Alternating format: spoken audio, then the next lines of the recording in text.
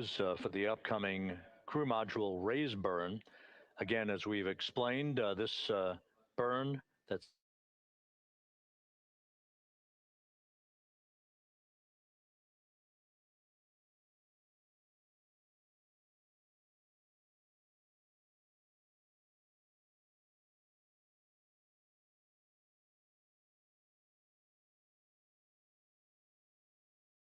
vehicle.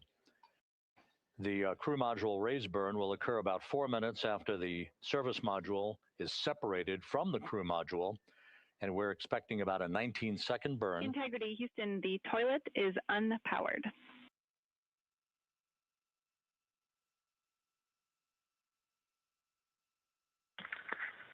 Christina Rogers, thank you. The crew module raise burn is expected to be 19 seconds in duration, with a change in velocity of about 9.9 feet per second. Once again, that's designed to fine-tune the angle of attack for Integrity as it enters the Earth's atmosphere, which will occur about 16 and a half minutes after the raise burn itself.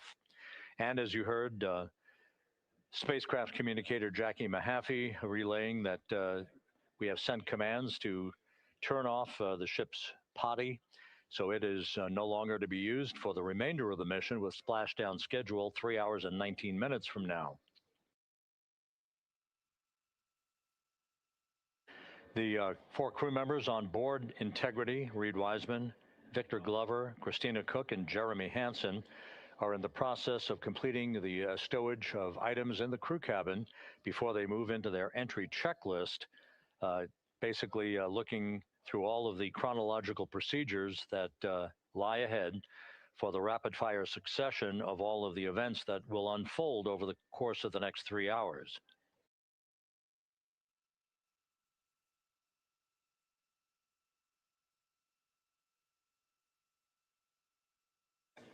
Integrity is about 25,000 nautical miles from Earth, continuing to accelerate towards a splashdown in the Pacific 3 hours and 18 minutes from now.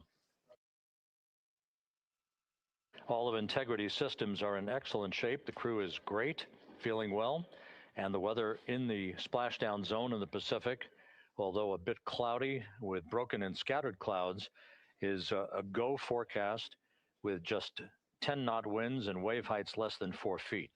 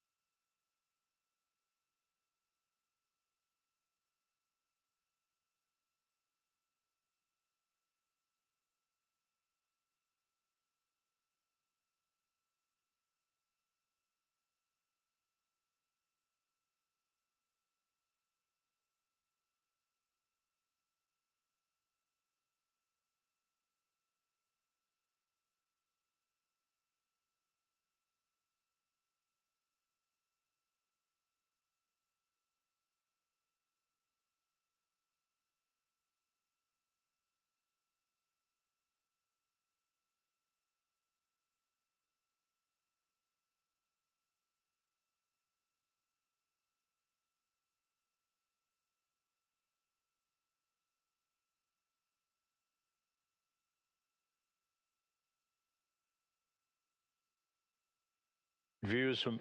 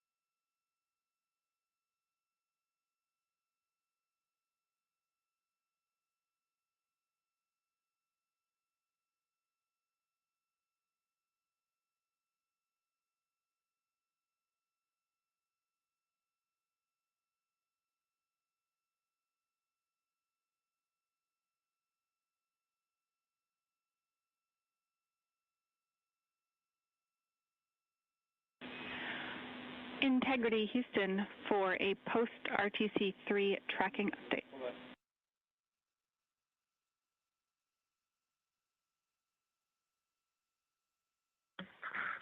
Go ahead, Houston.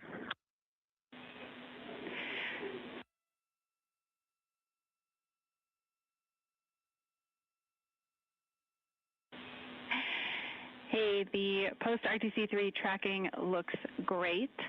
So good, in fact, that if we got to CM rays and did not yet have GPS acquisition, we would still be go for CM rays from that perspective. And so overall, I can confirm the post-RTC3 trajectory is within EI limits. All right, Jackie, we love that. That says a lot about our FIDO folks in this vehicle.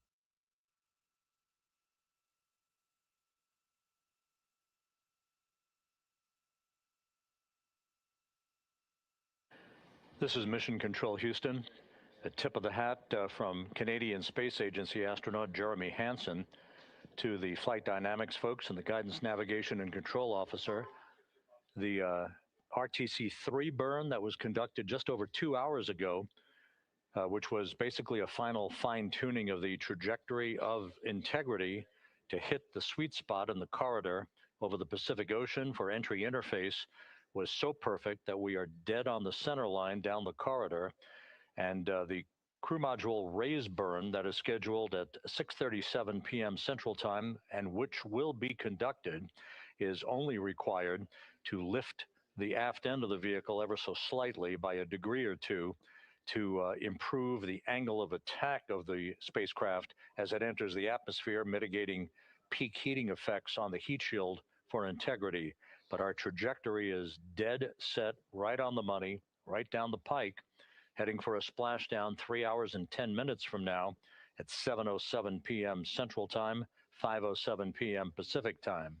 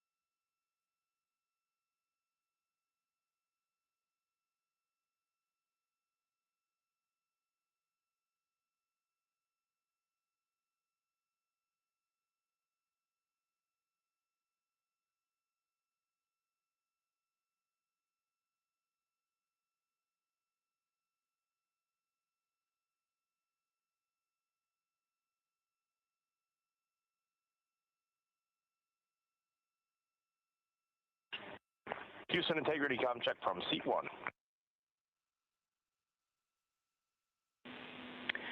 Seat 1, have you loud and clear coming down on both OE 1 and 2? How me on 1? Gotcha, loud and clear on 1, Jackie. We're going to stay in this config on both 1 and 2, and Reed and Victor are in our seats, slowly proceeding along.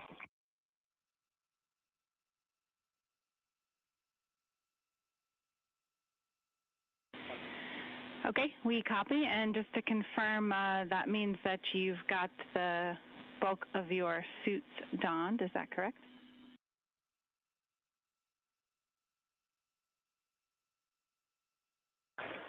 Just for Reed and Victor, A-firm. We're not gloved, not helmeted yet.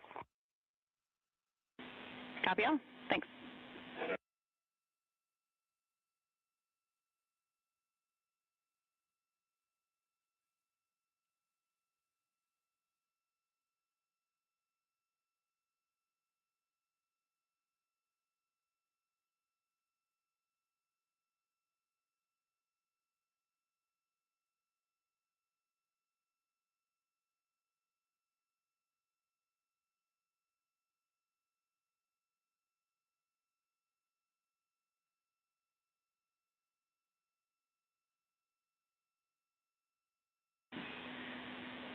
Integrity BFS is configured for entry with outputs inhibited. And a reminder, when you get to step 9.3, use your separate instance of 18.3.101 to save off the time.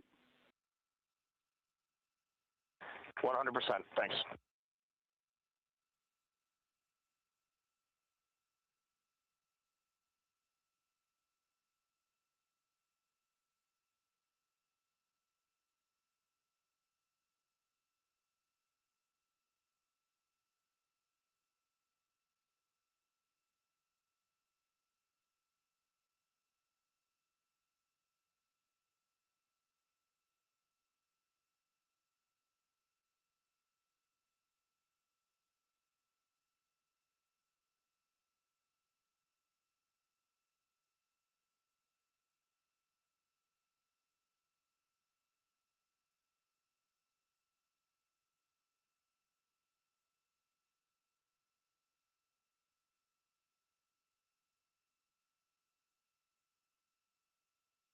Houston integrity com check from C2. Victor, have you loud and clear? I'm coming up on 1. How me?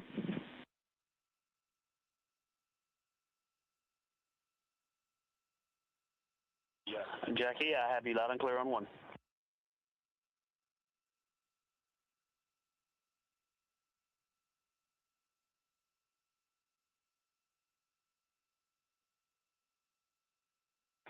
You are loud and clear on 2, Jackie.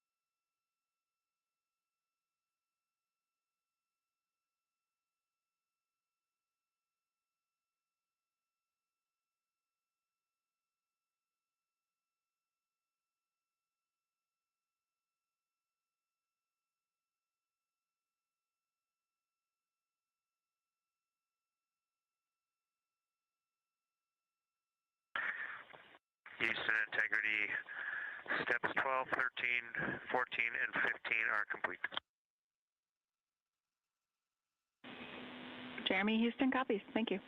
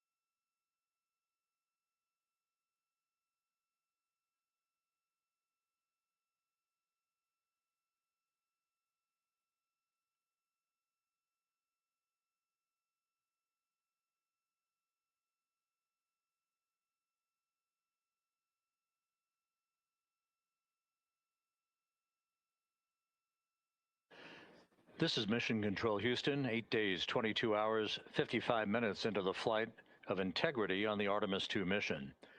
On board the vehicle, the four crew members, Commander Reed Wiseman, pilot Victor Glover, and mission specialists Jeremy Hansen and Christina Cook are suiting up in their Orion crew survival suits, the launch and entry suits that they also wore during their launch from the Kennedy Space Center back on April 1st. Once the crew is all suited up, they'll conduct a series of leak checks to make sure that they have good suit integrity, aboard integrity, before they strap themselves into their seats for the final phase of this mission that will culminate with a splashdown in the Pacific 2 hours and 35 minutes from now at 7:07 p.m. Central Time, 5:07 p.m. Pacific Time, about 2.5 hours before sunset, southwest of San Diego. And the suits are in the process of being leak checked at the present time. We'll relay all that to you in just a few moments. Right now, Integrity is just about 20,000 nautical miles from the Earth, continuing to accelerate towards the next major milestone, which will be the separation of the crew module from the European service module 2 hours and 1 minute from now. That separation maneuver, pyrotechnically, will occur at 6:33 p.m. Central Time. That will be followed just 4 minutes later by a raise burn, a 19-second burn of Integrity's thrusters to induce a change in velocity of 9.9 feet per second, slightly raising up the aft end of the vehicle to improve its angle of attack as it enters the Earth's atmosphere, and in the process mitigates the peak heating effects on the heat shield of the vehicle.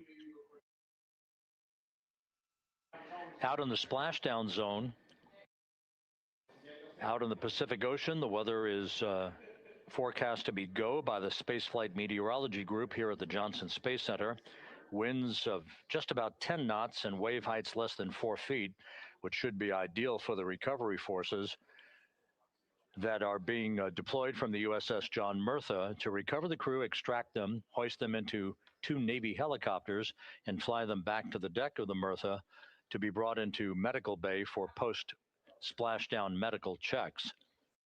We now have a report from the environmental systems officer here that we have good suit leak checks. All 4 suits have passed the leak check, so we are in good shape here for entry and splashdown coming up just over 2.5 hours from now. One data point, just an update on some numbers that we've just received from Flight Dynamics, and these are unofficial and will not become official until post-flight. We now anticipate that the maximum speed that Integrity will encounter as it enters the Earth's atmosphere will be right around the same time as we enter a communications blackout of 6 minutes in duration. We're expecting Integrity's peak speed at 6:54 and 4 seconds p.m. Central Time, and at that point, the vehicle should be traveling at 24,661.21 miles per hour, which will be just 130 miles short in velocity of the record that was set back in 1969 by the Apollo 10 crew, Tom Stafford, Gene Cernan, and John Young, on their return from orbiting the moon. Once again, that peak speed expected to be reached just a few seconds after the start of entry interface as the vehicle plummets back into the Earth's atmosphere. The peak speed expected to be reached at 6:54 and 4 seconds p.m. Central Time. And that peak speed now estimated by Flight Dynamics to be 24,661.21 miles per hour, which equates to about Mach 33.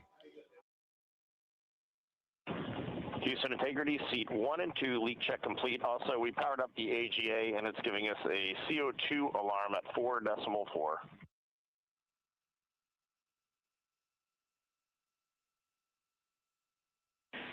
We copy leak check. We saw it as well. And copy CO2 at 4.4. We are discussing.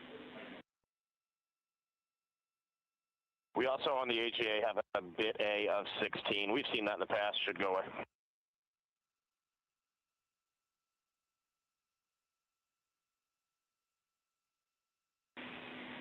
And Reed, is the AGA been powered for 5 minutes yet, or are we still in that wait period?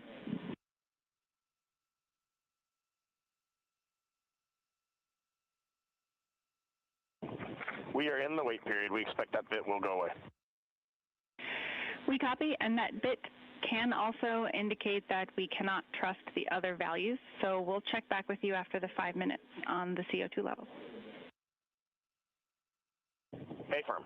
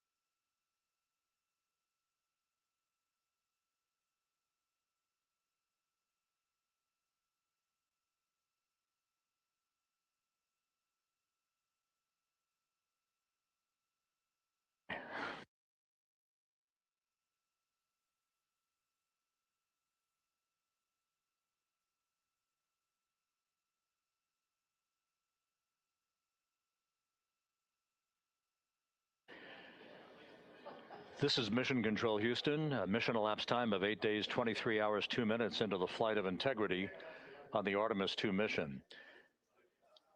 While we have a moment here, just an opportunity to run down some of the chronological highlights that lie ahead over the next 2.5 hours before Integrity splashes down in the Pacific Ocean. Coming up at 5:30 p.m. Central Time, 6:30 p.m. Eastern Time, we will begin a simulcast of NASA Plus coverage that will accompany our 24/7 YouTube coverage that we have been providing ever since we began the mission with the tanking of the Space Launch System at the Kennedy Space Center for launch back on April 1st. Houston Integrity, we are complete through steps 18. Seats 3 and 4 are yet to suit, obviously.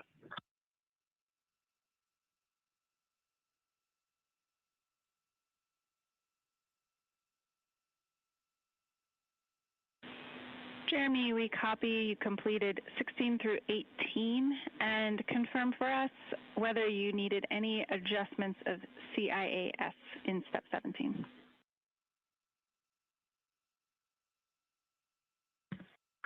Negative. All the settings were still in their launch config. Houston copies.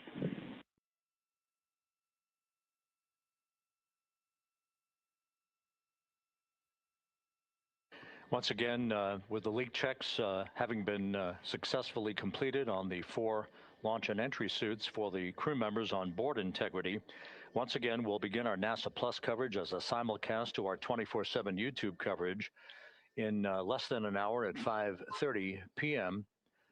Central Time, 6:30 p.m. Eastern Time. At 6:15 p.m., we're going to hand over communications from the Deep Space Network to the Tracking and Data Relay Satellite System as Integrity continues to approach the Earth. Currently, Integrity is less than 20,000 nautical miles from its destination and a splashdown in the Pacific. We will separate the European service module from the crew module at 6:33 p.m. Central Time. And just 4 minutes later, we'll conduct a raise burn, a 19-second burn of the Integrity thrusters to slightly tilt the vehicle's orientation upward, with the aft end being tilted upward. That will also change the velocity by 9.9 feet per second and complete the orientation of the vehicle for its angle of attack as it enters the Earth's atmosphere. Entry interface, where we reach the first traces of Earth's atmosphere and where most of the dynamic operations will then begin. Entry interface is scheduled at 6:53 and 31 seconds p.m. Central Time, where Integrity will be at an altitude of 400,000 feet above the Earth, traveling at about 34,882 feet per second with a range to splashdown of 1,701 nautical miles.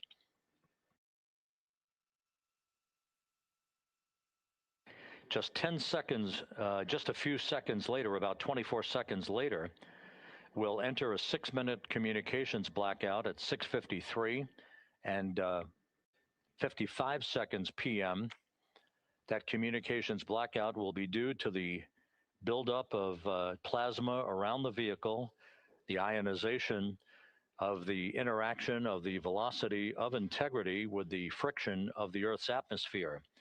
So the communications blackout, to last about 6 minutes in duration, will start 24 seconds after entry interface. At 6:54 and 4 seconds p.m., we'll reach our peak velocity. This is an estimation from Flight Dynamics. We should be reaching a peak velocity of 24,661.21 miles per hour, or somewhere around Mach 33.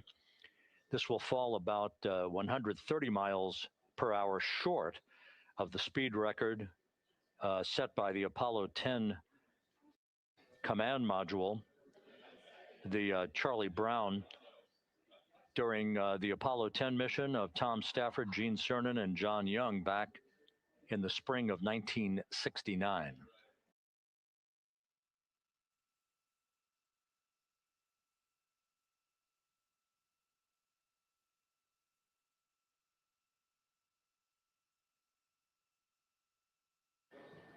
Once the communications blackout ends, which is expected just a few seconds before 7 p.m. Central Time, 6:59 and 56 seconds p.m. Central Time, we will be at an altitude of 157,000 feet over the Pacific Ocean. And at that point, we should be traveling at about 13,300 feet per second with a range to splashdown of just 147 nautical miles. There will be a series of roll reversals, first to the left, allowing integrity to bank to the left. These are computer commanded, not crew commanded, but computer commanded roll reversals to bank the vehicle first to the left, then to the right. That bleeds off excess energy and helps to reduce the speed and the heating effects on the vehicle during the final phase of flight. Starting at 7:03 and 22 seconds p.m. Central Time, we'll begin the series of chute deployments. In all, there are 11 parachutes associated with this mission. The first 3 will pull off the forward bay cover from the top of the vehicle. The forward bay cover chutes are 3. That'll be followed by the deployment of the drogue chutes at 7:03 and 23 seconds p.m. Then 3 pilot parachutes will pull the main parachutes, 3 of them, from the forward bay cover. The forward bay housing all of the parachutes at the very top of Orion. The main chute deploy is scheduled at 7:04 and 44 seconds p.m. The vehicle will have slowed to just a very glacial speed of 198 miles per hour, feet per second, I should say, at that point, at an altitude of 5,400 feet above the Pacific Ocean. The splashdown velocity, of course, will be 0. 19 miles an hour is the velocity that the crew will feel under the 3 main parachutes as they splash down in the Pacific, southwest of San Diego. So a number of major milestones lie ahead. Splashdown time is currently estimated at 7:07 and 7 seconds p.m. Central Time, 5:07 and 7 seconds p.m. Pacific Time. That will conclude a total traveling distance from launch to splashdown of 694,481 statute miles.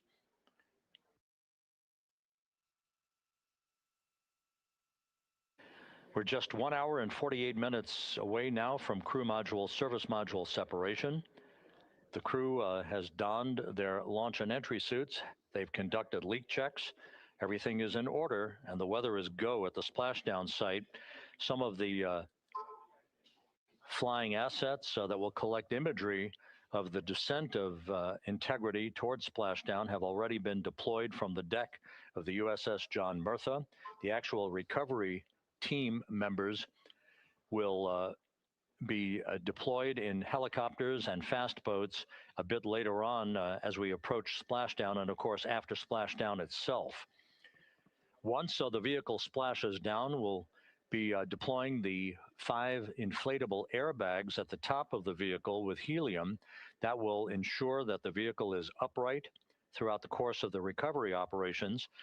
The team here in Mission Control will check all of the systems on Integrity, make sure that we are not leaking any toxic gases from the spacecraft, and that will be the signal for the start of the power down of Integrity systems and the ability of the first members of the recovery team to approach the vehicle to set up the inflatable life raft called the front porch, which will be used to bring the crew members out of the vehicle into that front porch one by one after the hatch is open to Integrity.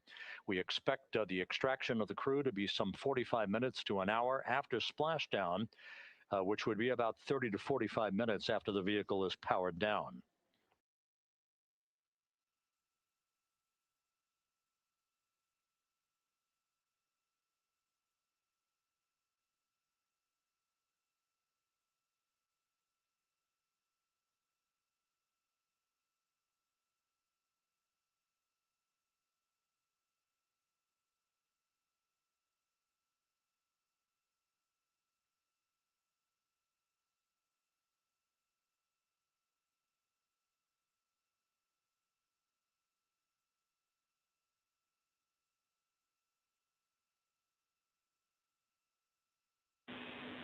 Integrity, Houston, we are ready for another CO2 reading on the AGA.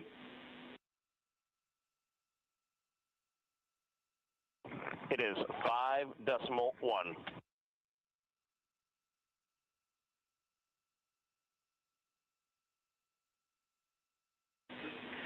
Houston copies. And Reed, earlier I did misspeak. The CO2 reading specifically would not have been affected by that particular bit.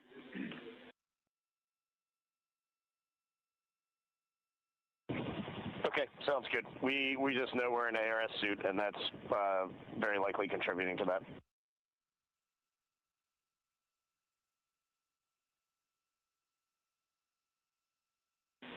We concur.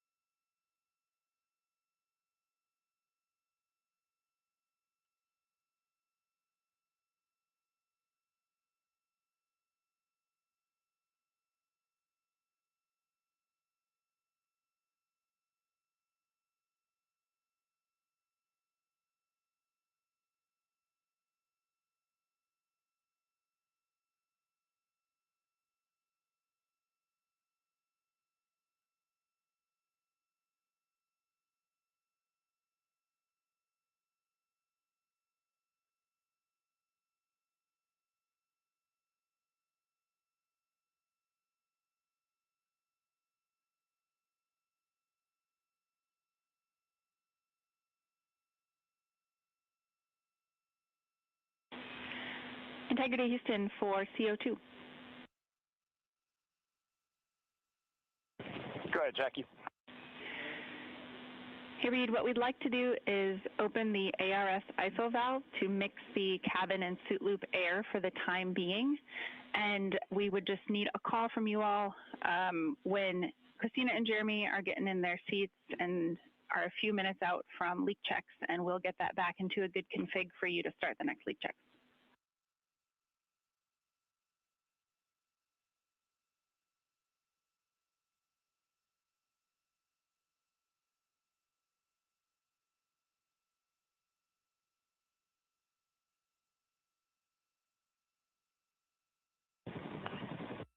Hey, Jackie, that's a reasonably good idea. Can we just hang on that for a little bit and see how we're doing?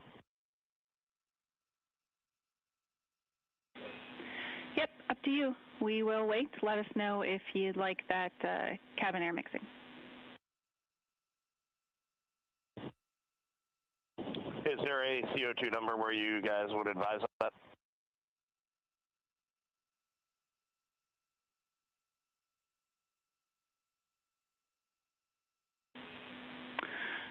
Reed, we would not want to go above 7. Yeah, that's perfect. Let us monitor it for just a couple minutes here.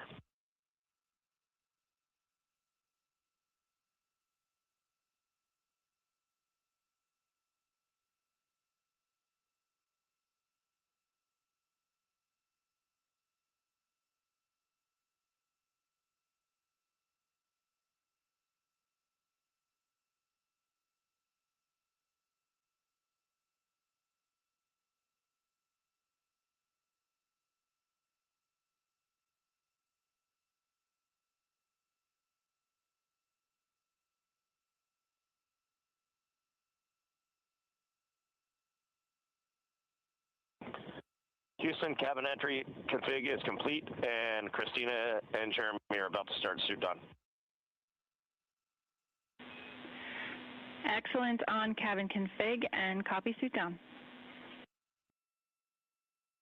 That call from Commander Reed Wiseman aboard Integrity indicating that following the successful leak checks on the 4 launch and entry suits, the crew will begin to actually don those suits now, and then they'll climb into their respective seats, both on the flight deck and the mid deck of the Integrity, in preparation for crew module service module separation that's scheduled 1 hour and 40 minutes from now.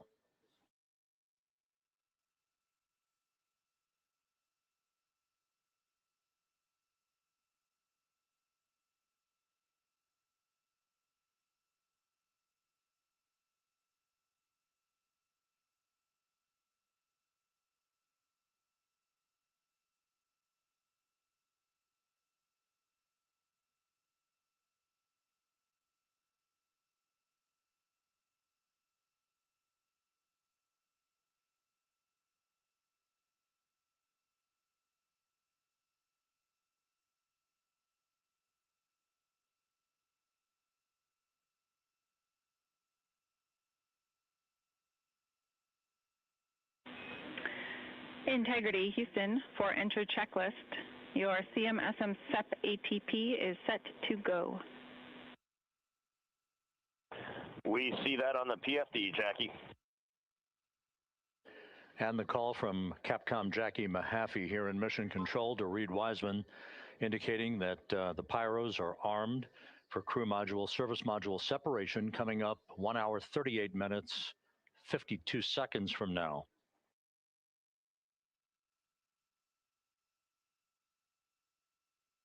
Integrity now squarely facing the planet Earth, 17,600 nautical miles away, headed for a splashdown 2 hours 12 minutes from now.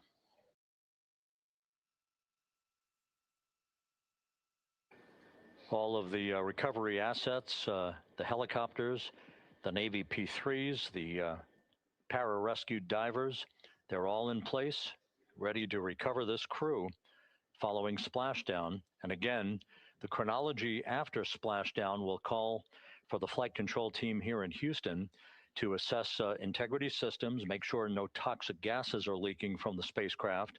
And first order of business will be the command to inflate the crew module uprighting system bags, the 5 inflatable airbags that will be inflated with helium to maintain its upright position as it bobs in the Pacific before the recovery forces reach the crew.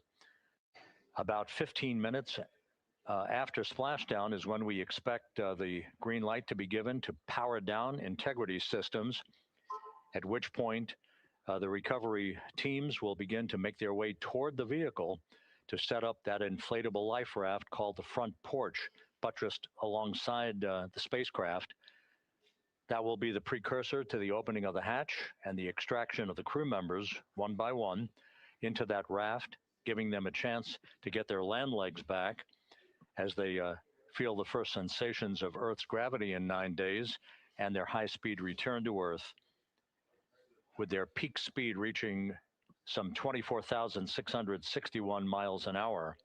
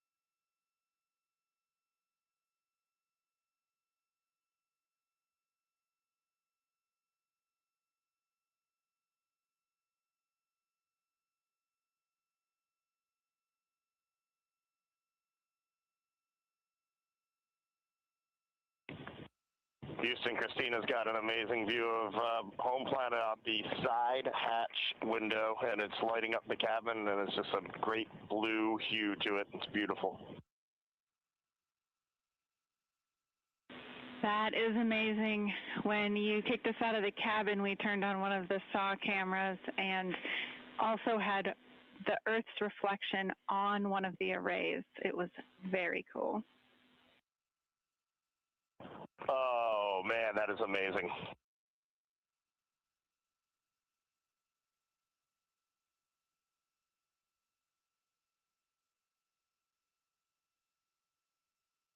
This is Mission Control Houston. Commander Reed Wiseman reveling about the view of the Earth from a distance of less than 17,000 nautical miles now. The cabin audio cable and boom mic are in F3 large stowed. We copy. The view that Reed Wiseman is describing is the view you're looking at right now as the Earth grows larger in the field of view with each passing moment.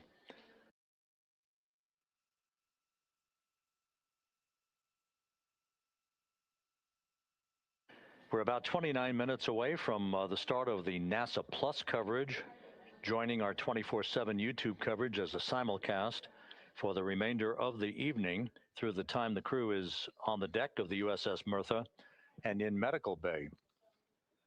So we'll be looking forward to additional reports and other video coverage from the deck of the USS John Mertha and other assets in the splashdown zone as we continue towards splashdown and the return of Integrity's astronauts just 2 hours and 5 minutes from now.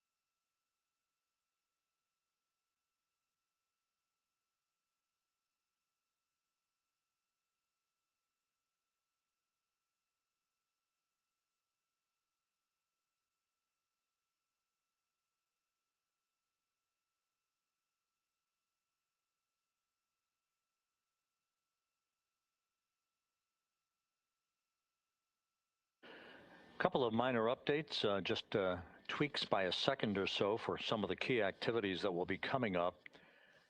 Flight Dynamics providing us with some updated information. The start of the blackout period, just a 1 second change. It's going to be estimated now at 6:53 and 54 seconds p.m. Central Time. The duration remains 6 minutes. That blackout will end at 6:59 and 55 seconds p.m. all Central Time. We expect to begin entering the Earth's atmosphere at an altitude of 400,000 feet at 6:53 and 30 seconds p.m.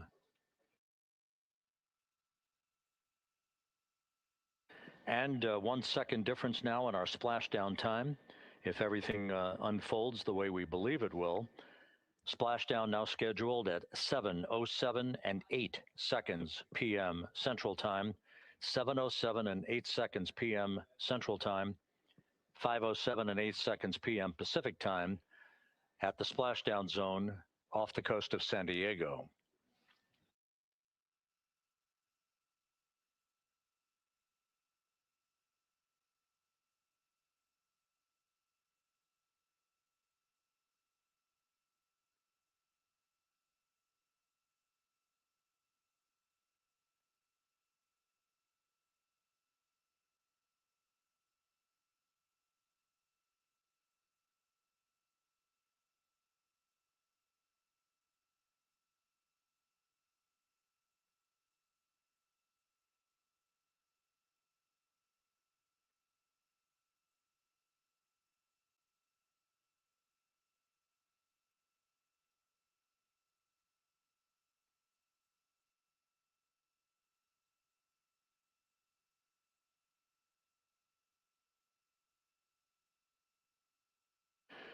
And one other update, the latest weather forecast from the Spaceflight Meteorology Group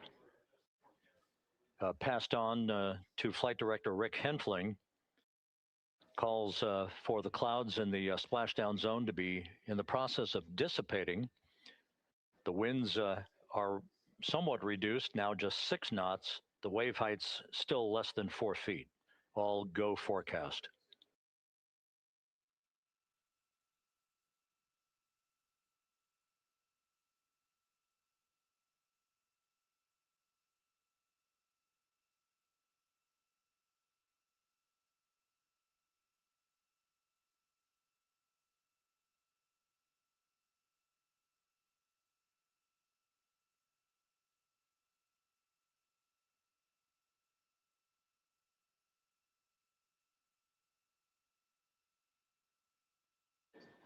So once again, the stage is set as Integrity continues its inexorable march toward a splashdown in the Pacific 2 hours from now.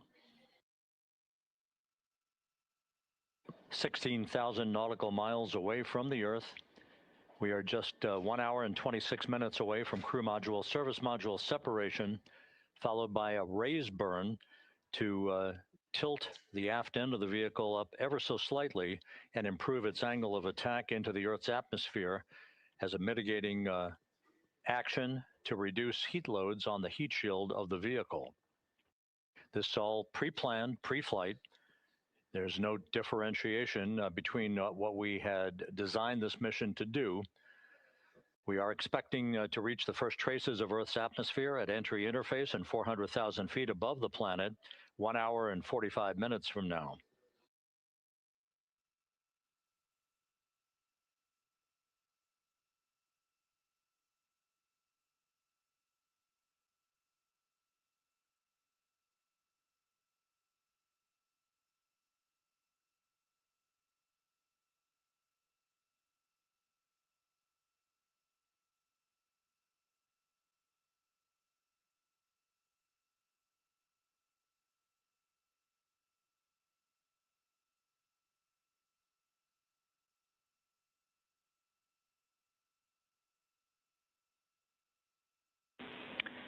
Integrity, Houston. Cabin temp cold soaking is initiated. Copy that, Jackie. CO2 is 5.5, and we are still doing good on board. Christina and Jeremy are beginning suit down.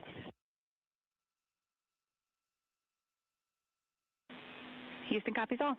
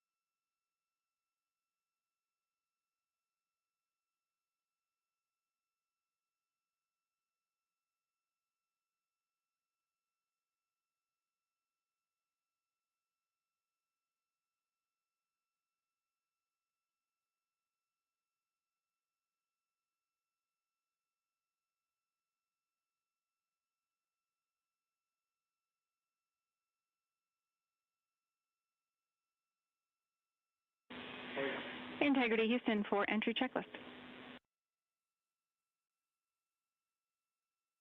Go ahead, Jackie.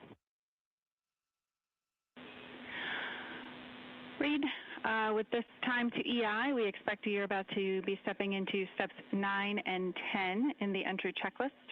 In step 10 for the SIP switch config, there are no deltas. No deltas to step 10. Copy all.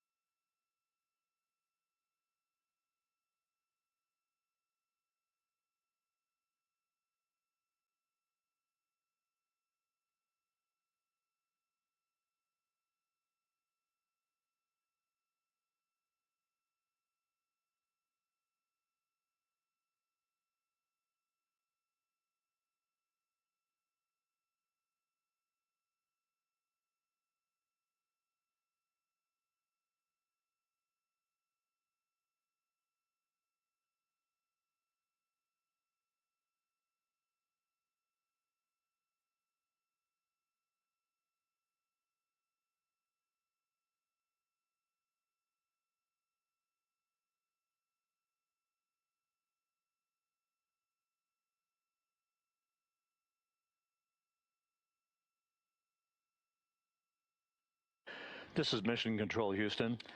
Once again, a great view of the planet Earth from Integrity from one of the solar array wing cameras. Now just 14,000 nautical miles from Splashdown. Splashdown schedule for 7:07 and 8 seconds p.m. Central Time, 5:07 and 8 seconds p.m. Pacific Time. At a point to the southwest of San Diego in the Pacific Ocean, where the USS John Murtha is on station and where recovery team assets are being deployed to the predicted splashdown site to complete the mission of Integrity's astronauts and their lunar flyby. With the Earth growing larger in the field of view, the next major milestone, just 1 hour and 13 minutes from now, will be the separation of the crew module from the European service module. Houston copies. The separation of the crew module will set the stage just 3.5 minutes later. One question. Go ahead.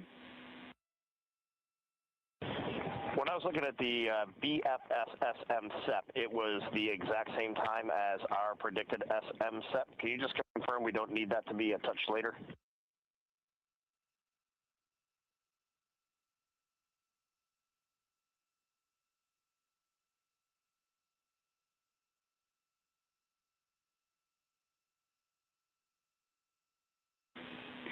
And Reed, matching is expected. That's when the sequence will begin for that whole SEP config. Outstanding. Thank you for the verification.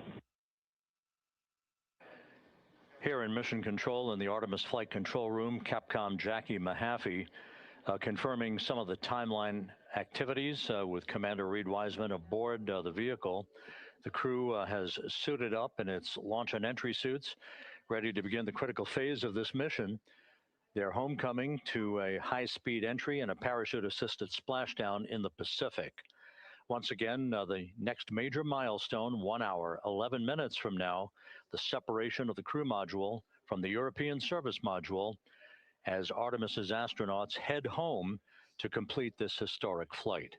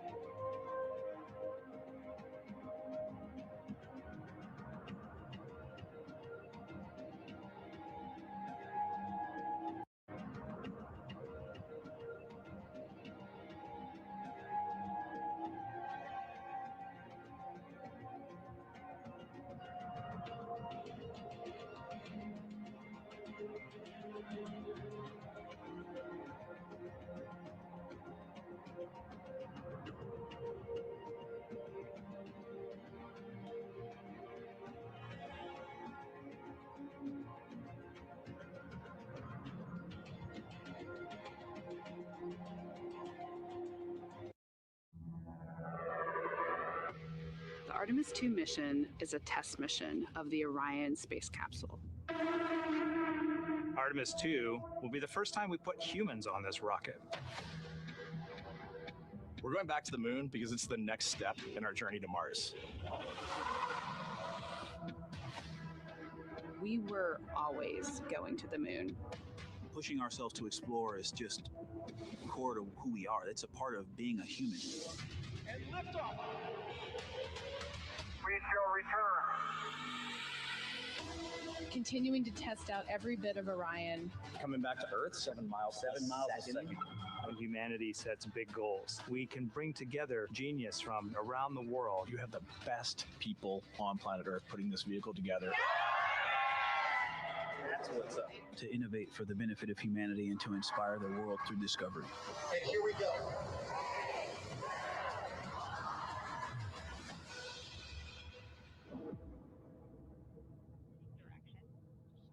th 1972, 2:25 p.m. Eastern Standard Time. The Command Module America splashes down in the Pacific with Gene Cernan, Ron Evans, and Jack Schmidt aboard as the Apollo 17 mission came to an end, along with humanity's first series of expeditions to the moon. Today at this hour, you are looking live at our planet from the Integrity spacecraft, heading for a splashdown in the Pacific off the coast of San Diego just 1 hour and 35 minutes from now. And good day from the Artemis Flight Control Room here at the Johnson Space Center in Houston, where the entry flight control team is on duty at this hour, led by Flight Director Rick Henfling, joined on console with the voice you'll hear talking to the crew throughout the course of the day. That is Jackie Mahaffey, second from your left. Everything has gone extremely well as we are closing in on the return of Artemis's astronauts from their flight around the moon and historic lunar flyby that will culminate with that splashdown in the Pacific off the coast of San Diego just 1 hour and 35 minutes from now. And with that, it's a good entry pad, and we can continue in the procedure. Integrity. You're looking at a live view inside Integrity. Reed Wiseman on the left doing a fist bump with pilot Victor Glover on the right, and down in the middeck area just below their feet, suited up in their launch and entry suits, are mission specialists Christina Cook and Jeremy Hansen of the Canadian Space Agency. A number of milestones yet to unfold before splashdown just over an hour and a half from now. Earlier today, the crew woke up at about 10:35 a.m. Central Time.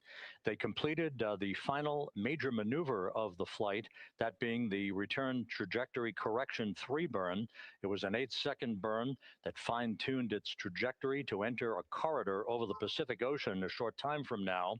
That will be the point of entry interface, where the crew will reach the first traces of Earth's atmosphere at an altitude of 400,000 feet. The crew moved into its entry checklist just after 4 p.m. Central Time, suited up in those launch and entry suits, conducted leak checks, and now are in the final stages of their entry checklist. Instruction 115 of entry checklist. SM separation ATP is go. Houston copies. The next major milestone on the route home. Fully zipped, and they're working on EBS and then seating up. We copy. Thanks for the status. Jackie Mahaffey talking to Reed Wiseman aboard Integrity. The spacecraft now about 12,000 nautical miles from the Earth's surface. The next major milestone on tap for the crew will be the handover of communications from the Deep Space Network to the Tracking and Data Relay Satellite System. The Deep Space Network came into play after the translunar injection burn back on April 2nd that propelled Integrity toward its lunar flyby. We'll be back on the TDRS network here in about 41 minutes. Following that, the next activity will be the pyrotechnic separation of the crew module from the European service module. That is scheduled at 6:33 p.m. Central Time, followed 4 minutes later by one final critical maneuver. That will be a 19-second burn of Integrity's thrusters in what is called the crew module raise burn. Now, what that does is it basically acts If you were sitting in a reclining chair, you'd basically tilt yourself back. It raises the aft end of Integrity ever so slightly, and that is the final opportunity for us to fine-tune the angle of attack of Integrity through the area of peak heating at entry interface that will come a bit later on, about an hour and 18 minutes from now. So after the raise burn, we will be in the final orientation that will minimize any peak heating on the heat shield of Integrity, and prior to the time the crew enters the Earth's atmosphere at an altitude of 400,000 feet. Entry interface. This is the critical time where the crew will reach the first traces of Earth's atmosphere at an altitude of 400,000 feet, traveling 34,882 feet per second. Just 24 seconds after entering the Earth's atmosphere, we will experience a communications blackout expected to last 6 minutes in duration. This is planned, and it is caused by the interaction of the velocity of Integrity with the friction of Earth's atmosphere. There will be a buildup of plasma around the vehicle, and that ionization will prevent any communications with the crew and any receipt of data by flight controllers here in Mission Control. That blackout is scheduled to begin at 6:53 and 54 seconds p.m. Central Time. Again, a 6-minute blackout that will end, if all goes as planned, at 6:59 and 55 seconds p.m. Central Time. At that point, we expect to regain communications with the crew and a reacquisition of data through the tracking and data relay satellite system. We will have a series of roll maneuvers. These are computer commanded that will roll the vehicle slightly to the left, then back to the right. That will bleed off excess energy as we begin our peak period of velocity. We expect to reach a maximum velocity of 24,661.21 miles per hour, equivalent to about Mach 33 times the speed of sound, shortly after we enter that blackout period. Once we exit the blackout period, of course, we're in the denser regions of the Earth's atmosphere, and then we get set up for the parachute deployment sequence. First, the deployment of 3 forward bay cover chutes that will pull essentially the top forward bay cover off the very top of the Integrity vehicle. That will be followed by the deployment of drogue chutes, and then the final deployment of a series of 3 main parachutes at 7:04 and 44 seconds p.m. Central Time. From that point on, it is about 3 minutes or so until splashdown. Splashdown scheduled at 7:07 and 8 seconds p.m. Central Time at a gentle speed of 19 miles an hour. So just to give you some perspective, at the time that we enter the Earth's atmosphere, we're traveling somewhere around Mach 32. We will splash down at a speed of about 19 miles an hour. The G-forces that will build on the crew members inside Integrity will build to about 3.9 Gs. That is what is expected and what they have trained for and what the spacecraft is designed to support.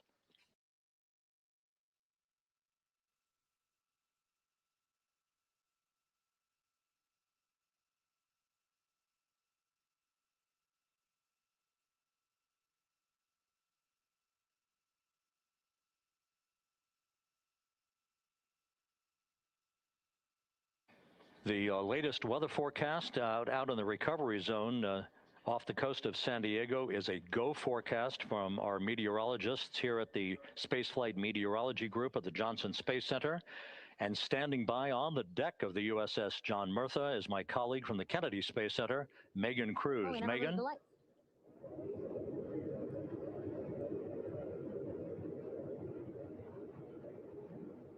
Hey there, Rob. Yeah, welcome to the bow of the USS John Murtha. This is where we will report out live updates from the ship as NASA and the U.S. military work to recover our Artemis II astronauts in just about an hour and a half. How exciting. Now, right now, as you can see, we are out in the Pacific Ocean. We are just west of San Diego. We're actually staged about 6.5 miles away from where we expect Orion to splash down. And then we will incrementally move closer. So at the time of splashdown, we'll be about 5 miles away, and then we will will move to 3.2 miles away. At that point, we'll pause, make sure that all the debris that might be coming down with Orion, because basically some parts of like the parachute system, they're jettisoned off Orion during descent. So we'll just want to make sure that those all land in the water and that we are safe to move even closer. So we will make sure that we can move a little closer, and at that point we will move to a mile away from Orion. And at that point the ship will circle the capsule while NASA and Navy recovery forces work to get our astronauts out, and we should have great views of the bow from here. But also we have a ton of cameras all around the ship. For example, we actually have some cameras right to the left of me here on the bow. These are very strong, stabilized cameras. We can really get up close to make sure that we are sharing all the images we have available to you. We also will have some views from above. We actually have 5 planes providing live views of Splashdown today. In fact, some of those aerial assets just took off from San Diego minutes ago. And then actually here on the flight deck, you see 4 helicopters, the 2 in the back. Those will take off in about 30 minutes from now, also with live cameras. So again, lots and lots of imagery that we hope to share with you today. And then those 2 helos in the front, those 2 will pluck the crew out of the water and fly them back to our ship. Now, the combined team here on the ship, more than 550 people, left San Diego 4 days ago, and since then I've watched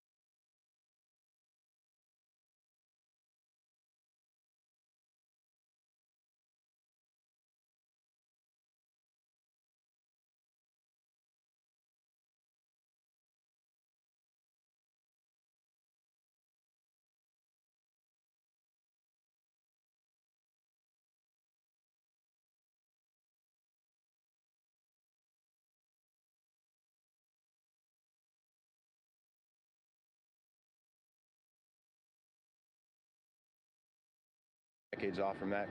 But, over the past 4 or 5 years, really with this ship over the past year, we've constantly trained and working for this moment right here.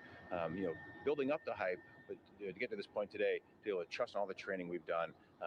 We worked with, working with NASA, the Air Force, the medical team, dive team. You want to talk about high performance organizations coming together, working in unison? We are seeing that here on board the USS John P. Murtha, and I can't be more proud of all the work everyone's doing. Yeah, you had some great words this morning saying just that again, that it's really nice to see everybody working together and so excited. I mean, you just became the commanding officer of this ship back in February. How does it personally feel for you to be a part of this historic moment today? Yeah, I mean, first and foremost, I'd say any opportunity to command any warship in the United States Navy is a tremendous honor, is a pinnacle of any naval officer's career. That being said, as my change of command was approaching, and I realized that Artemis was going to be in the window here, to say that I'm humbled and honored to be here is an understatement. What really just excites me is the opportunity to see this crew, who has been training so hard over the past year plus, come together. It is what inspires me. Listening to NASA and the ownership and pride they take. They make my crew better. I think we're making NASA better together. That synergy is something that I'm happy to see and hopefully take forward with me in my career. Yeah, it's all about partnerships. We couldn't do it without you, and we couldn't have gotten to the moon without our international partners as well. So thank you so much, Captain. It was really great to have you here today. Thanks, Megan. Awesome. All right, Rob, back to you. Thank you, Megan. Back here in Mission Control in Houston. We just had a quick view of the crew. We'll get that view back, and there they are again.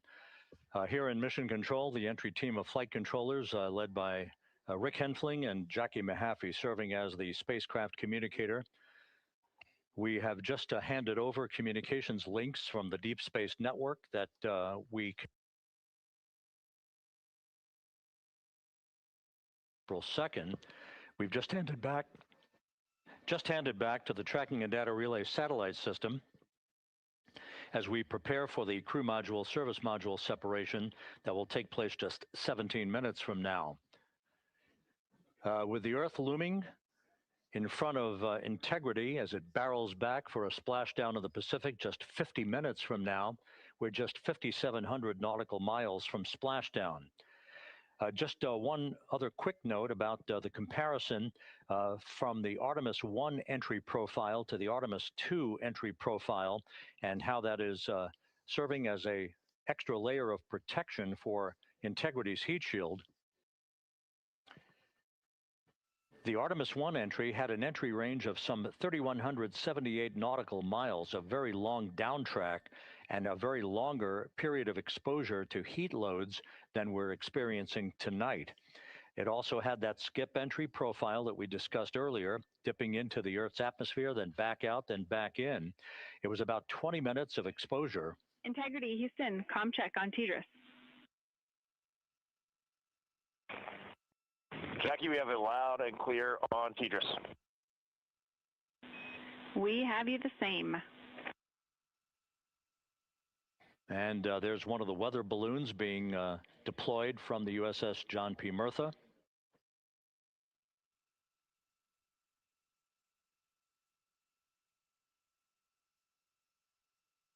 So the Artemis I entry had the vehicle. The update on GPS, we haven't seen a track in yet.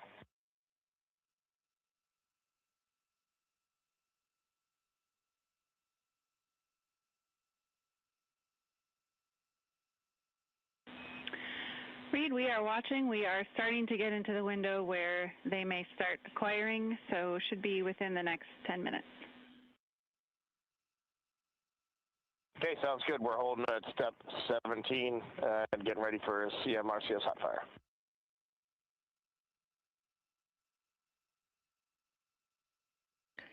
And that exchange indicating that we are expecting to acquire data from the GPs. So that is the difference between Artemis I and Artemis II, all designed into this mission to gather data, to protect the heat shield, since the Artemis III mission is that the vehicle is in the water and upright, and that it is in a good configuration system-wide for the recovery teams to begin to approach the vehicle to erect that inflatable raft.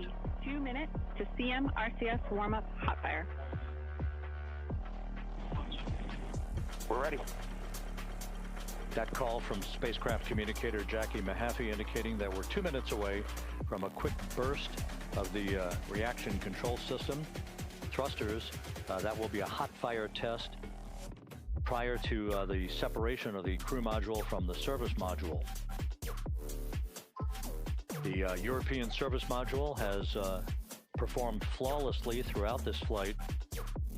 Everything, all the burns that had been prescribed for that service module have been executed on time and without a problem. There is the European flight control room that has overseen the manufacturing, the design of the European service module. They deserve quite a bit of credit on this mission for not only propelling the Integrity and its astronauts toward the moon, but also conducting the fine-tuning of its trajectory to bring it to this point where we are dead spot on down the middle of the corridor trajectory-wise to bring Integrity down for its splashdown in the Pacific just 44 minutes from now.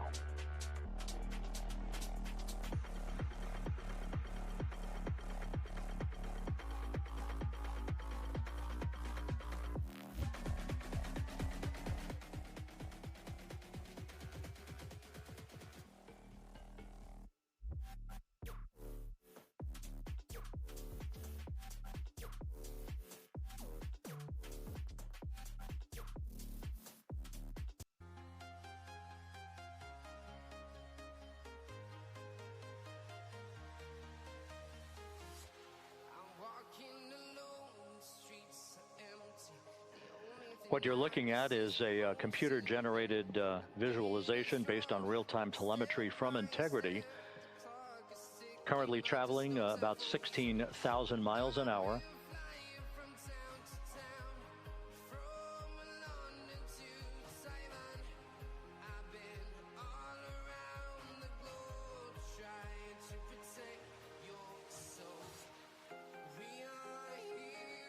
Integrity traveling about 16,000 miles an hour. For the prop cautions, we're taking a look. Copy that. Now just about 5,100 miles from Earth. Splashdown scheduled 43 minutes from now. We're just 9.5 minutes away from the crew module service module separation.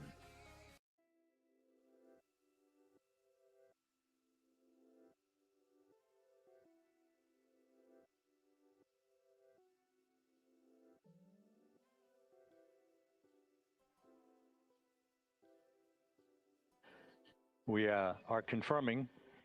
Integrity, we are assessing details, but so far looks like a good hot fire. Looks good on board, Jackie. Thank you. And Jackie. You're calling GPS. We at least have GPS 1 looking good on board.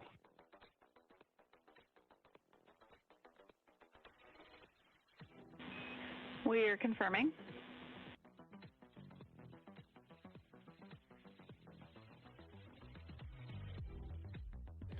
The Guidance, Navigation, and Control Officer here in Mission Control confirming that we have good lock on GPS data. We are on a communications link now through the Tracking and Data Relay satellite system. Now, following splashdown, we're going to lose that link and go to what's called a VLDR, a very low data rate communications link, so that we can talk to the crew inside Integrity as they are on the water. Integrity, confirm we do see good GPS. We do too, especially GPS 1 is accepting in nav channels 1 and 3. That GPS data is basically telling Integrity's onboard computers its position relative to the Earth, but its trajectory and its orientation according to flight dynamics and the Guidance, Navigation, and Control Officer is spot on. We have now armed the pyros for the crew module service module separation coming up less than 5 minutes from now.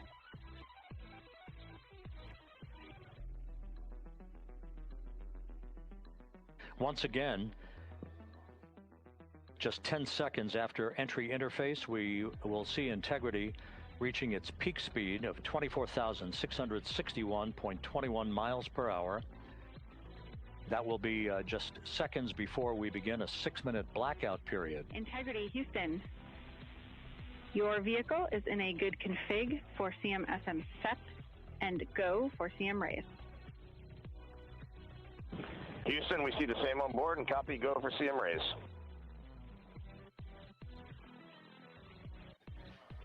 That CM raise referred to as the slight firing of 19 seconds by Integrity's thrusters with a change in velocity of 9.9 feet per second, a slight nudge of the aft end of the vehicle so that it's tilted a bit upward, providing the final angle of attack as the vehicle enters the Earth's atmosphere. This being the mitigating factor that will reduce heat loads on the heat shield as we reach a point downrange from the start of entry interface, some 1,701 nautical miles to the splashdown site.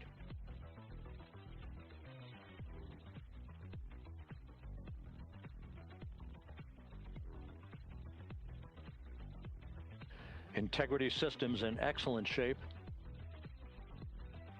We are currently 3,300 nautical miles left in this mission. Splashdown scheduled 36 minutes, 39 seconds from now.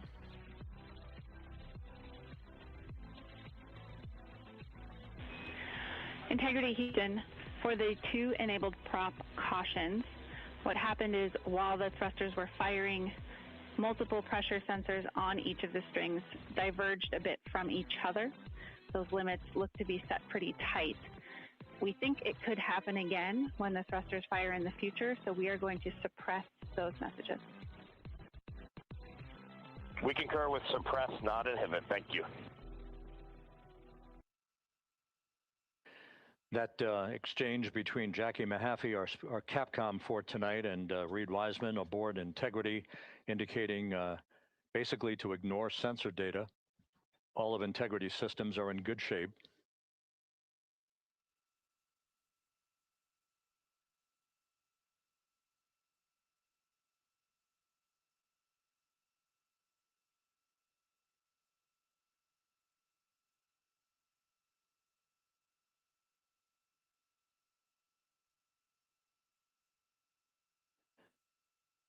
Now, coming up on about 90 seconds till the crew module, service module separation.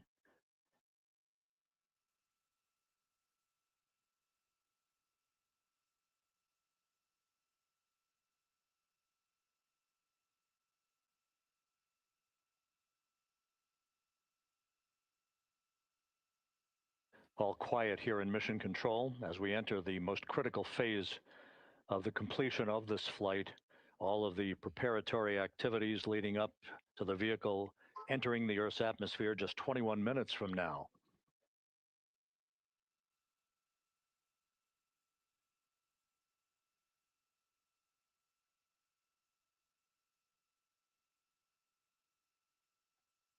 Coming up on 1 minute. Mark 1 minute till crew module, service module separation.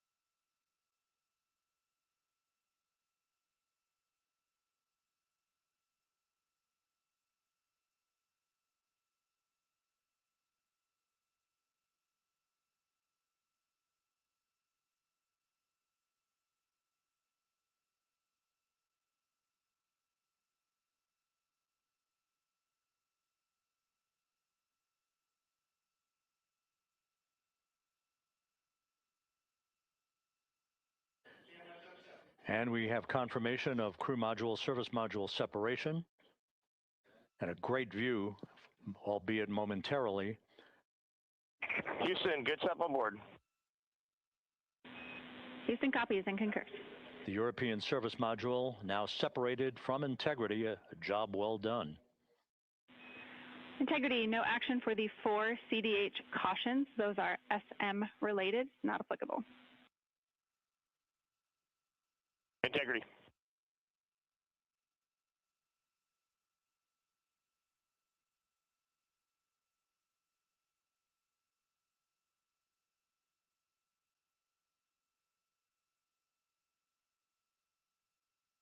So, with Integrity now flying free on its own for the remaining 32 minutes of this mission, next up, the raise burn, a 19-second firing of Integrity's thrusters. Good GPS 2.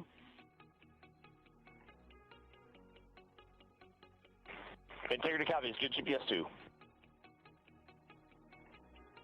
Coming up on the 2-minute mark until the raise burn. Again, this is the final tweaking of the orientation of Integrity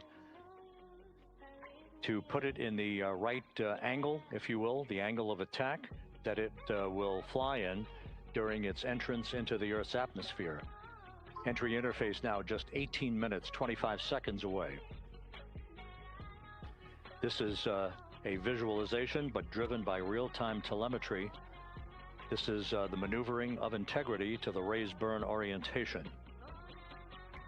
Just 2,800 miles from Earth.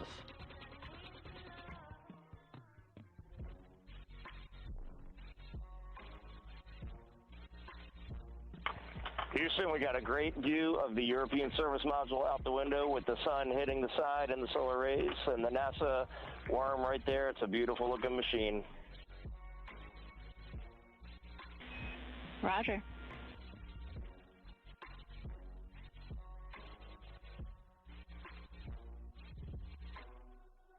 And we have completed the maneuver to the raise burn orientation, 1 minute away from the raise burn.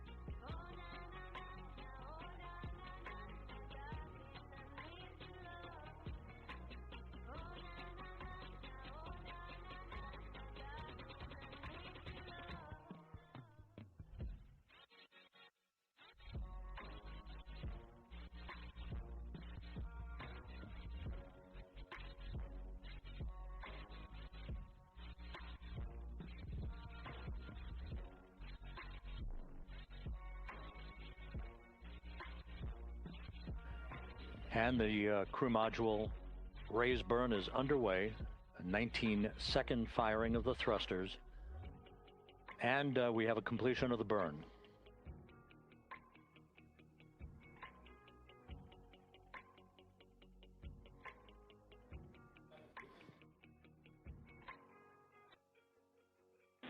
Integrity, good. CM raise burn. Your flight path angle is within limits.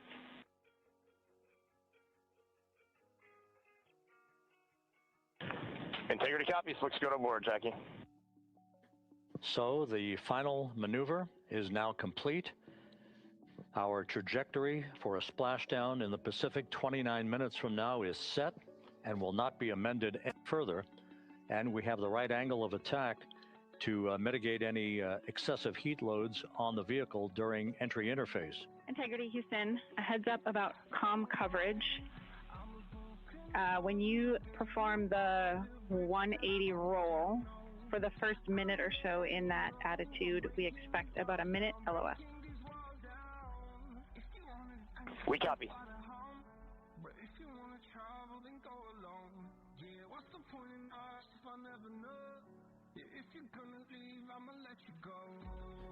So for those who are watching the series of events coming up, we will enter the first traces of Earth's atmosphere 14 minutes, 45 seconds from now.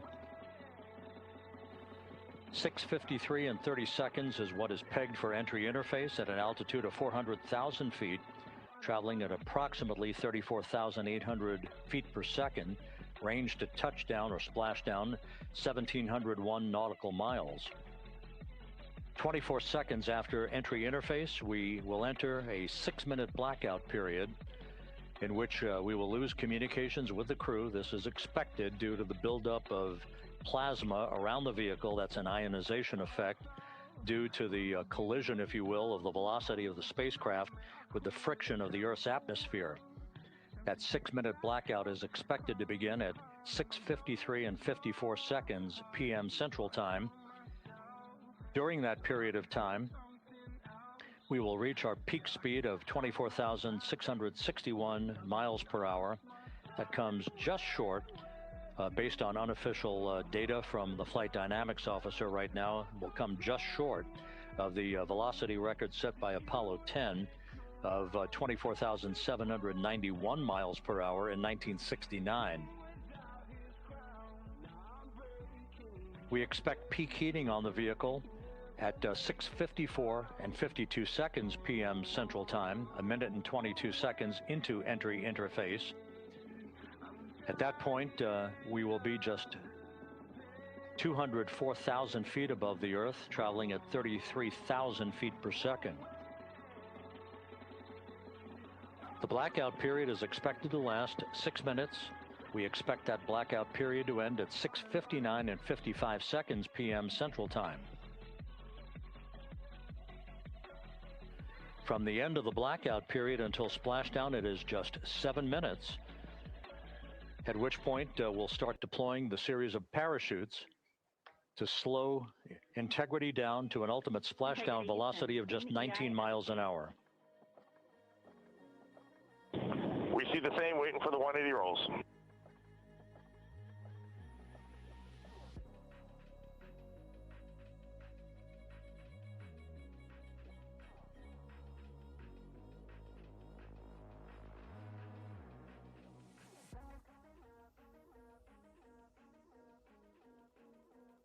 The parachute deployment sequence, once again, will come in several segments, but in rapid fire succession. And we have a great view of the moon out window 2. Looks a little smaller than yesterday.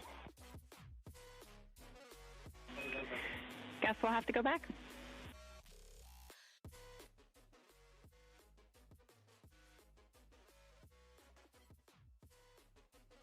Reed Wiseman and Jackie Mahaffey exchanging discussion on a view of the moon that Integrity's astronauts are seeing in the final minutes of this mission that will be completed with splashdown just 25 minutes from now. 3 forward bay cover parachutes will be used to pull the forward bay cover off the top of the vehicle. Then 2 drogue parachutes will be deployed to slow and stabilize the crew module during its descent, followed by 3 pilot parachutes that will lift and deploy the main parachutes from the forward bay. The final sequence will have 3 main parachutes deployed. These will be 116 feet in diameter, each main parachute approximately 265 feet long when reefed. The parachutes will ultimately slow Integrity down from its peak speed of almost 33 times the speed of sound to a gentle 19 miles an hour as splashdown. Main go.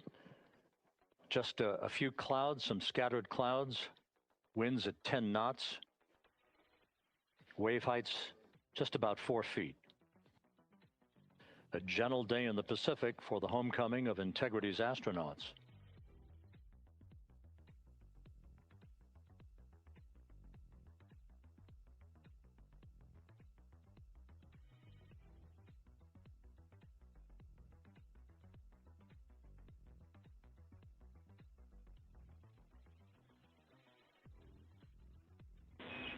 Integrity back in EI attitude.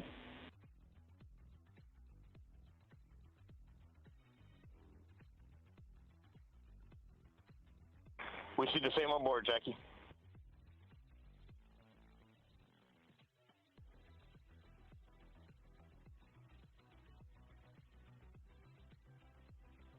Houston, purge is complete. Crew and vehicle are configured for entry. Houston copies.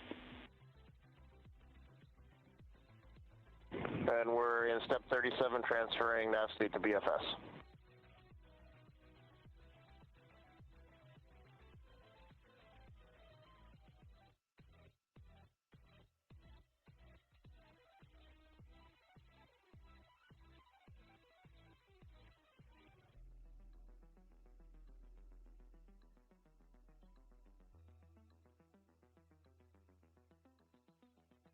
And Houston, in instruction 509, we are not below 0.2.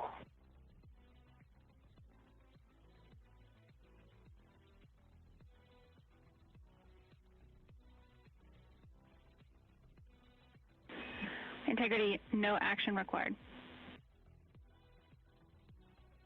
Integrity.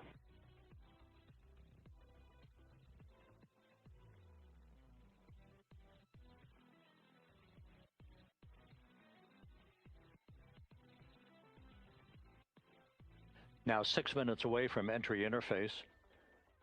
We will hit the first traces of Earth's atmosphere at an altitude of 400,000 feet, traveling about 34,882 feet per second. Ranged splashdown at that point will be 1,701 nautical miles.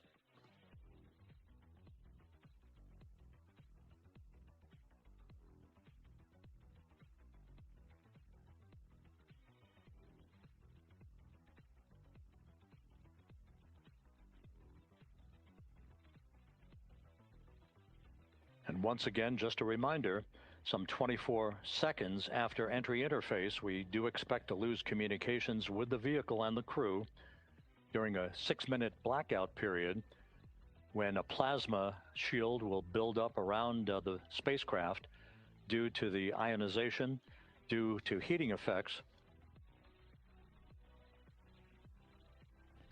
And Flight Dynamics has just confirmed we will have a blackout period of exactly 6 minutes in duration. And once again, that's due to the fact that a plasma buildup around the vehicle will prevent communications and data, so we will not be able to talk to the crew members at that time, nor will we receive data here in the flight control room. Houston, everything's looking good on board. Just confirm no pre-EI downloads. Houston concurs. That blackout period to begin at 6:53 and 54 seconds p.m. Central Time, and again will last about 6 minutes in duration.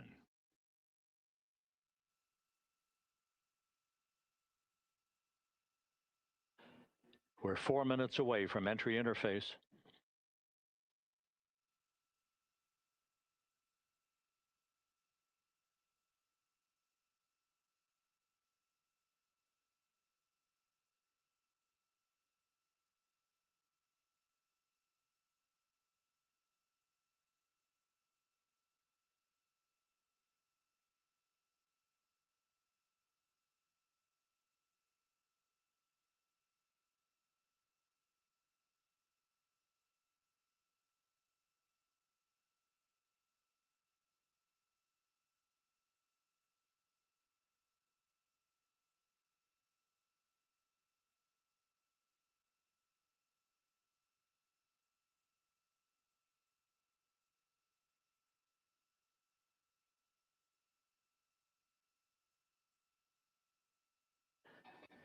This view from Integrity as it crosses from southwest to northeast across the Pacific Ocean, 3 minutes from entry interface.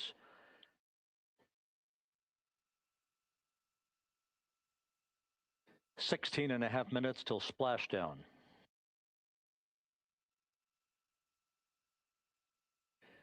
The USS John P. Murtha and the recovery team is on station and in position, as are the airborne imagery assets that we hope to receive imagery from as Artemis enters the Earth's atmosphere and through parachute deployment.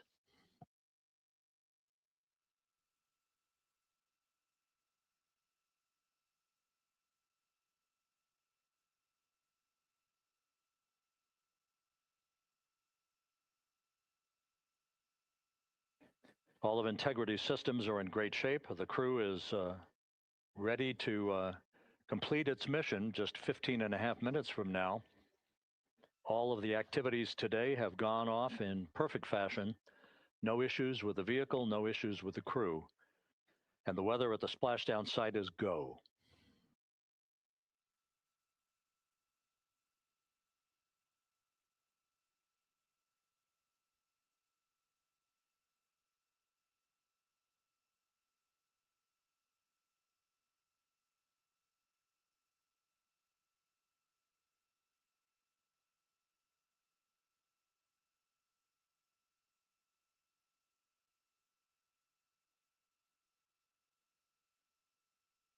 Coming up on 1 minute until entry interface.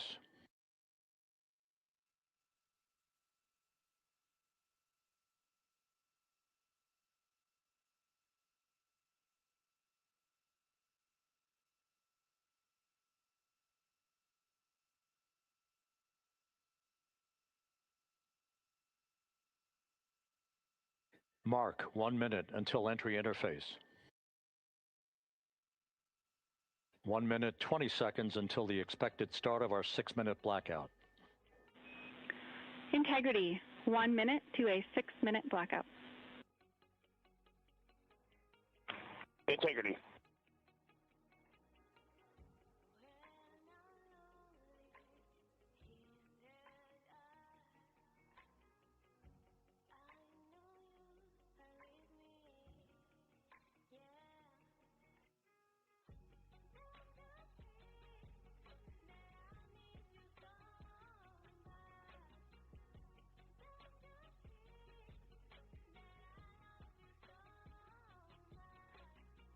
Ten seconds till entry interface.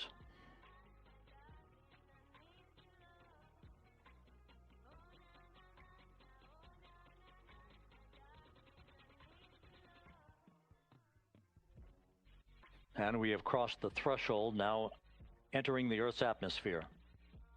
We're at 400,000 feet, traveling 34,800 feet per second.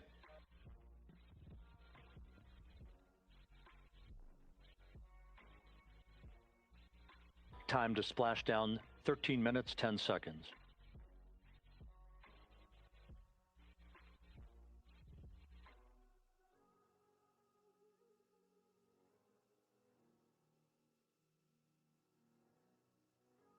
And as predicted, we've entered our communications blackout.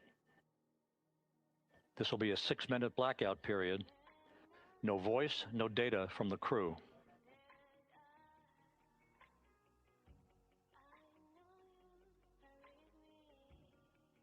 We're 30 seconds away from the anticipated point of peak heating on the vehicle, where temperatures will rise to about 4,000 to 5,000 degrees Fahrenheit. This is the true test of our trajectory.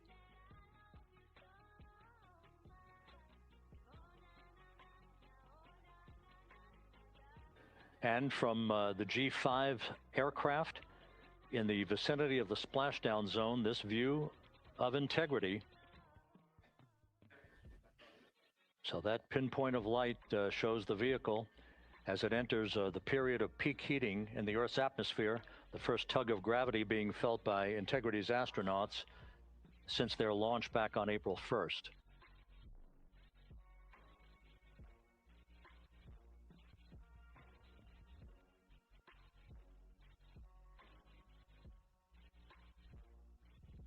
Four and a half minutes until the end of the blackout period.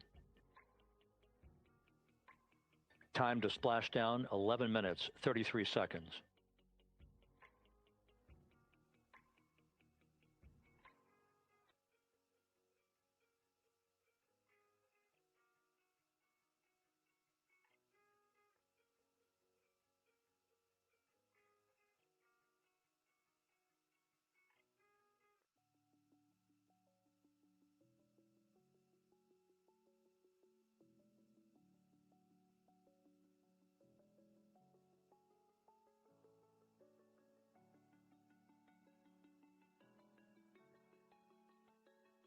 The landing and support officer reports that the P3 has acquisition on Integrity.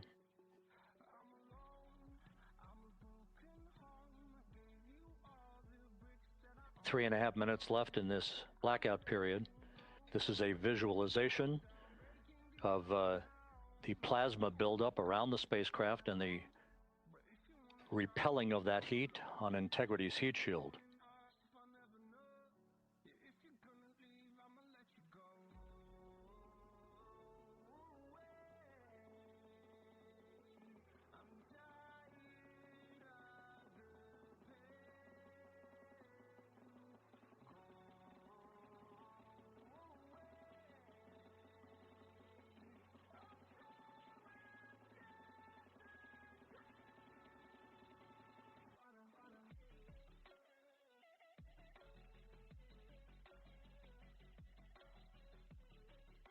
Flight Dynamics reports that airborne assets in the vicinity of the splashdown zone do have a visual on Integrity.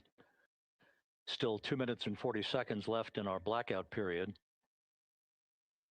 Time to splashdown, 9 minutes, 35 seconds.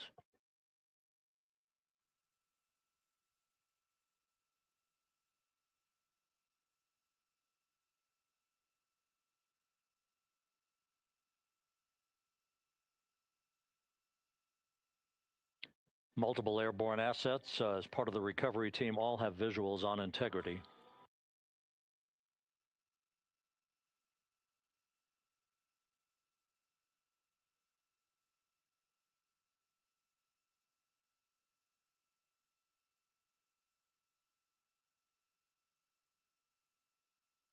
And the WB-57 flying in the splashdown zone also has a visual. And the Navy helos also have visuals.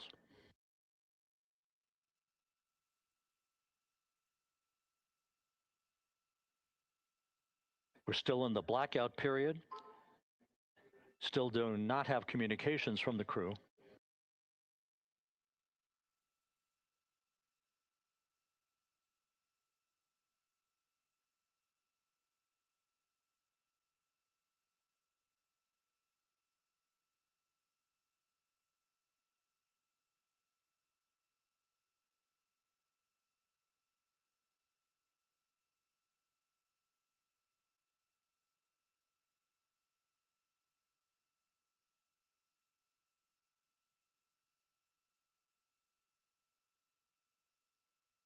We're standing by for communications from the crew. We should be out of the blackout period less than a minute from now.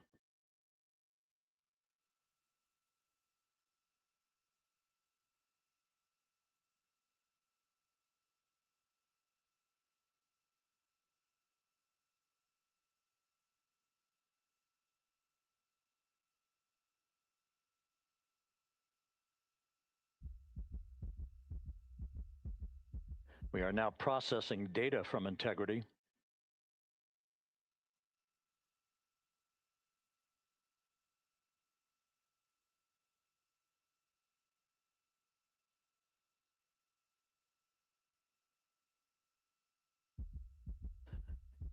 Landing and support officer reports the small boats are en route to the splashdown target zone.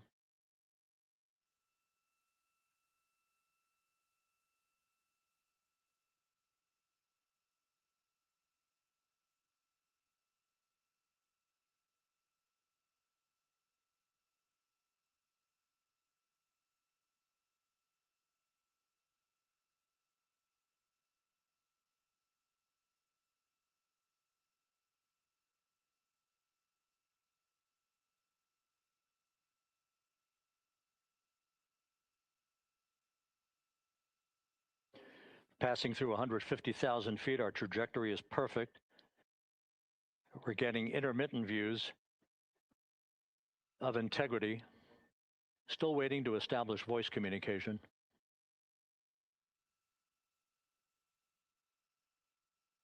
Integrity, Houston, comm check, post-blackout. Houston, Integrity, we have you loud and clear. Your trajectory is nominal, and your recovery teams have visual. Guidance looks good. No action for the enabled internal camera controller fail. Big cheers from the viewing room here in Mission Control as voice communication reestablished with Commander Reed Wiseman. For America and a waiting world, Integrity is 5.5 minutes away from coming home.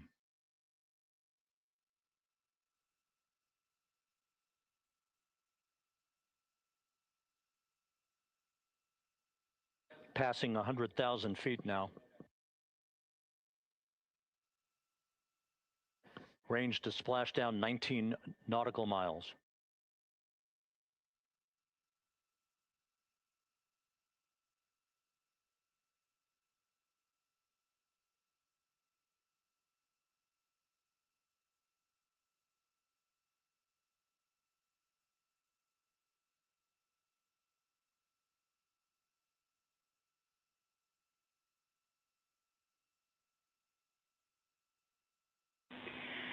Integrity, impact to the camera controller fail is no cab 1 views of the chutes.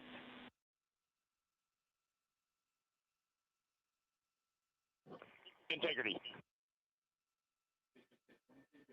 We're processing good data through the GPS system. A good view of Integrity, time to splashdown 4.5 minutes.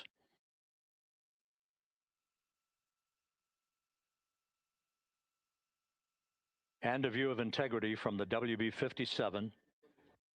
We're at 50,000 feet.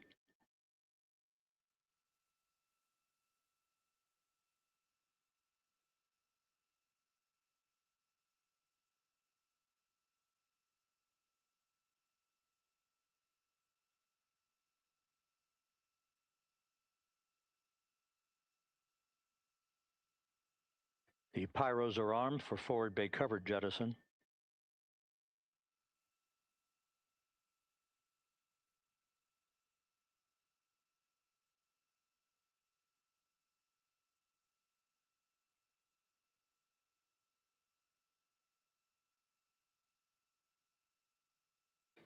And there go the first series of parachutes.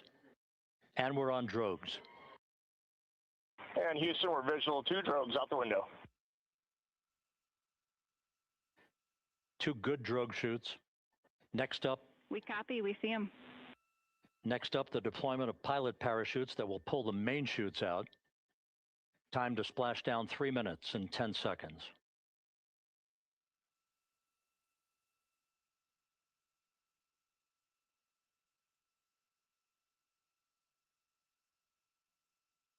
Perfect descent rate according to flight dynamics. Good rates on 2 drogues. We see the same on board.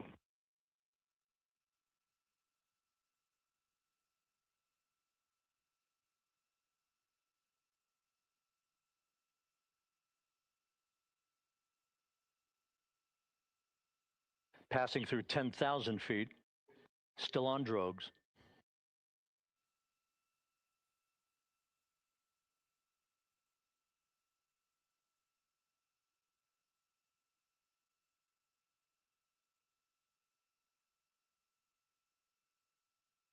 Main chute deploy.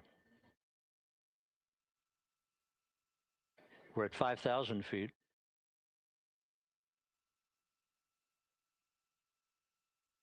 Search and recovery beacon has been activated on Integrity. And we have 3 good main chutes. Good 3 main chutes, good reefing, good descent rate. Good rates, and we see 3 good-looking parachutes.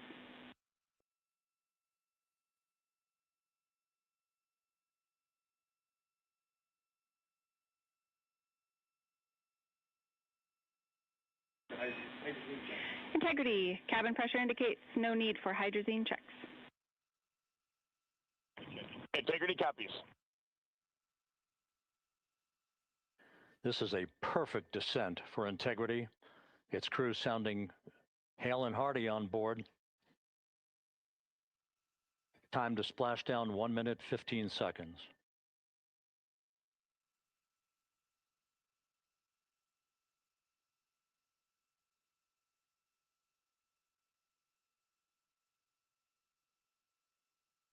Integrity about to complete a journey spanning 694,481 miles from its launch from the Kennedy Space Center back on April 1st, and a trip around the moon.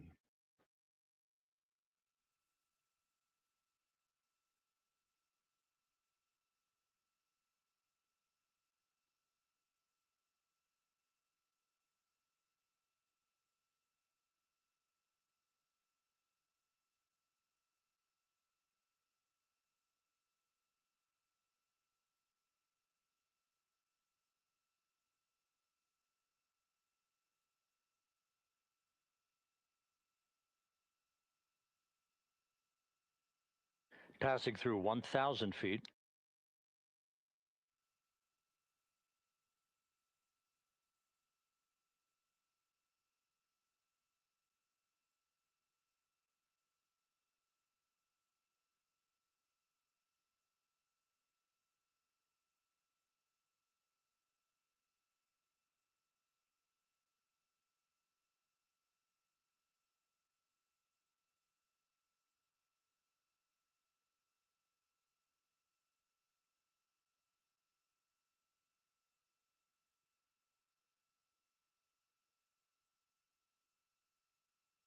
Houston Integrity, splashdown, sending post-landing command now.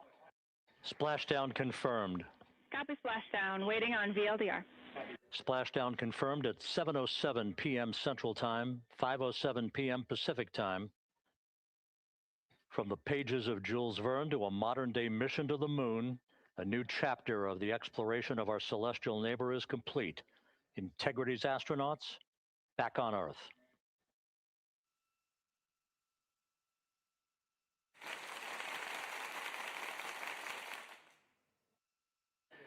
And the landing and support officer reports the vehicle is stable 1. We still will be deploying the crew module uprighting system to maintain that orientation. A perfect bullseye splashdown for Integrity and its 4 astronauts.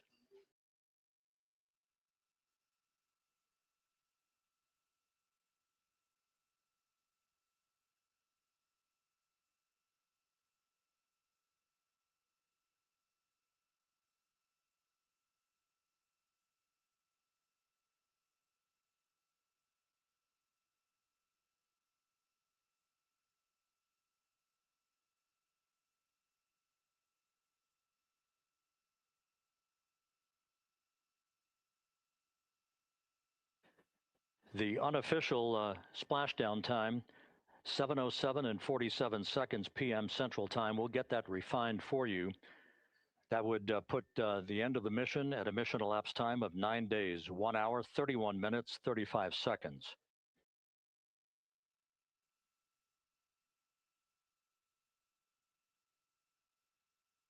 And we're configuring for very low data rate.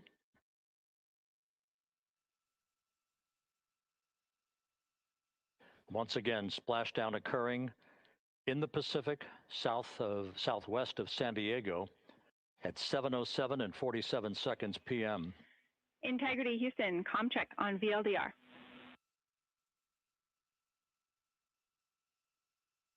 Houston, we have you loud and clear on VLDR. How us?